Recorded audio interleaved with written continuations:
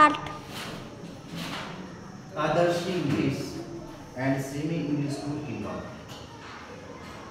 These there is those चे उपयोग आपल्याला पाहिजे. These या शब्दाचा उपयोग जवळ असलेली एक व्यक्ती असेल, वस्तू असेल किंवा प्राणी दाखवण्यासाठी दिस या शब्दाचा आपल्याला उपयोग केलेला पाहायला मिळतो. दिस या शब्दाचा अर्थ आहे हा, ही, हे. एक्झाम्पल पाहूया आपण. दिस इज अ डॉग. हा कुत्रा आहे म्हणजे हा जवळ आहे. दिस इज अ बॅग. ही पिशवी आहे.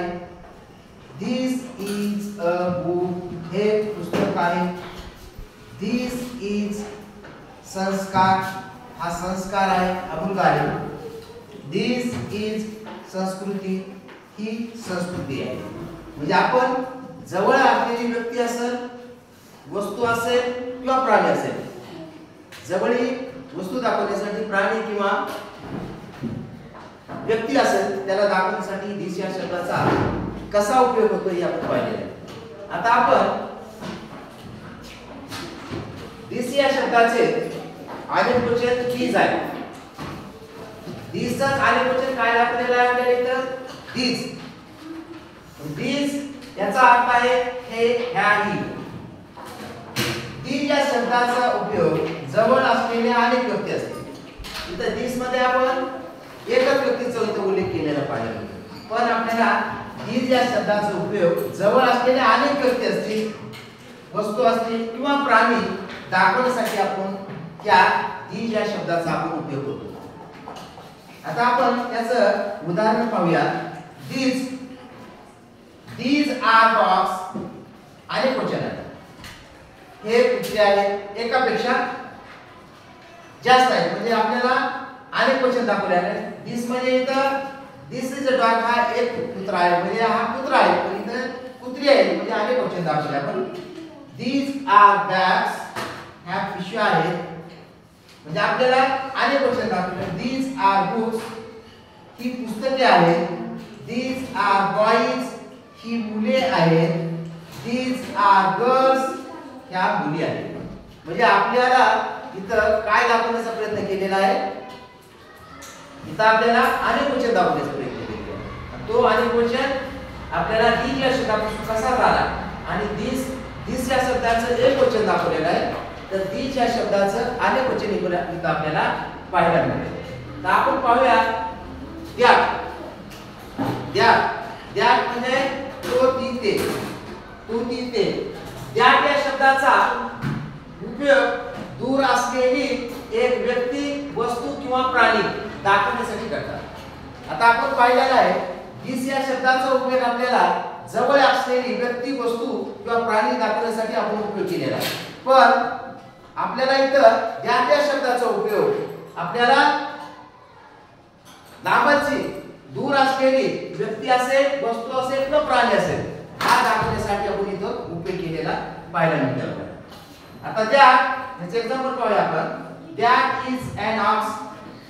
तो बैल आहे. That is a cat. ही मांजर आहे. That is a tree.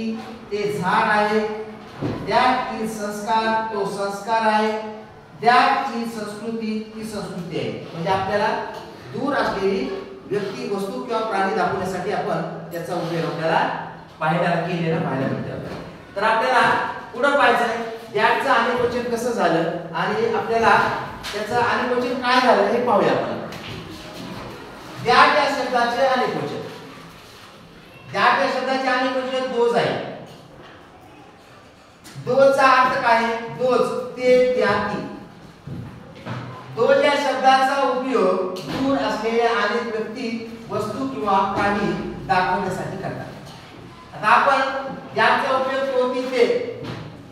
पण आपल्याला एकच व्यक्ती असेल, एकच वस्तू असेल किंवा एकच प्राणी दाखवण्यासाठी आपण उपयोग केला होता. पण आपल्याला इथं अनेक व्यक्ती, अनेक वस्तू किंवा प्राणी दाखवण्यासाठी दोज या शब्दाचा आपण उपयोग केलेला पाहायला मिळतो. त्याचे आपण एक्झाम्पल पाहूया.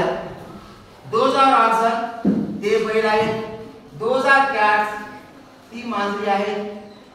दोज आर ट्रीज ती झाडे आहेत. दोज आर बॉयज ती मुले आहेत. दोज आर गर्ल्स त्या मुली आहेत. म्हणजे अनेक वचन इथं ज्या त्या शब्दाचं अनेक वचन आणि त्याची उदाहरणं आपल्याला इथं पाहायला मिळतात.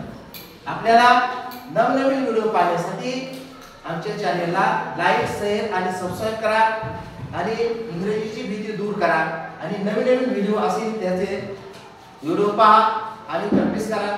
तुम्हाला लवकरात लवकर इंग्रजी बोलता येईल आणि आपल्या ग्रामरची जी भीती आहे त्या ग्रामर विषयी जी तुम्हाला भीती आहे ग्रामीण भागातील विद्यार्थ्यांनी किंवा शहरातील विद्यार्थ्यांना ती दूर होईल आणि निश्चितच तुम्हाला त्या आपल्या व्हिडिओचा फायदा होईल अशी मी आशा व्यक्त करतो.